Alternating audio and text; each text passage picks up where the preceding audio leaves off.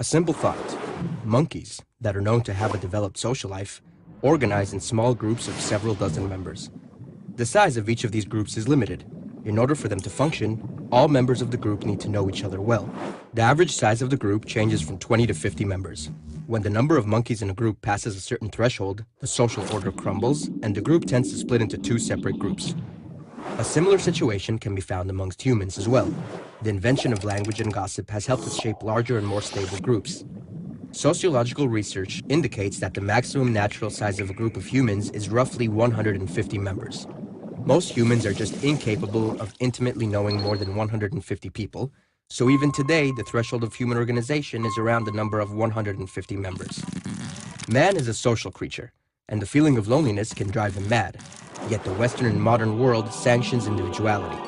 The individual is measured by personal achievements, such as having a career, wealth, a self-image, and consumerism. In this course of action, many people lose their social and familial connections in favor of a self-actualization ideal. As the social fabric in the Western world weakens, it is not surprising that more and more people define themselves as lonely, and thus, loneliness has become the most common ailment of the modern world. One of the possible reasons for this ailment is the online social network. In a world where time is money, in which our surroundings heavily pressure us to achieve more and more, our social life becomes tainted and more demanding than ever before. And then there's technology. Simpler, hopeful, optimistic, ever young. We become addicted to virtual romance, disguised by the social network which supplies an impressive platform that allows us to manage our social life most effectively. However, our fantasies about substitutions are starting to take a toll. We're collecting friends like stamps, not distincting quantity versus quality, and converting the deep meaning and intimacy of friendship with exchanging photos and chat conversations. By doing so, we're sacrificing conversation for mere connection, and so a paradoxical situation is created, in which we claim to have many friends while actually being lonely. So what is the problem in having a conversation? Well, it takes place in real time, and you can't control what you're going to say. And that is the bottom line. Texting, email, posting, all of these things let us present the self as we want it to be. We get to edit, and that means we get to delete.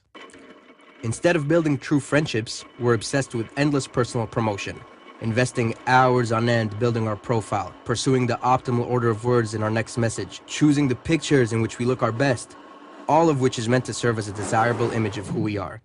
We're expecting more from technology and less from each other. The social networks aren't just changing what we're doing, but also who we are. And that's because technology appeals to us most where we are most vulnerable. And we are vulnerable. We are lonely, or we're afraid of intimacy, while the social networks offer us three gratifying fantasies. One, that we can put our attention wherever we want it to be. Two, that we will always be heard. And three, that we will never have to be alone. And that third idea, that we will never have to be alone, is central to changing our psyches. It's shaping a new way of being. The best way to describe it is, I share, therefore, I am. We use technology to define ourselves by sharing our thoughts and feelings, even as we're having them. Furthermore, we're faking experiences so we'll have something to share, so we can feel alive. We slip into thinking that always being connected is going to make us feel less alone, but we are at risk because the opposite is true. If we are not able to be alone, we're only going to know how to be lonely.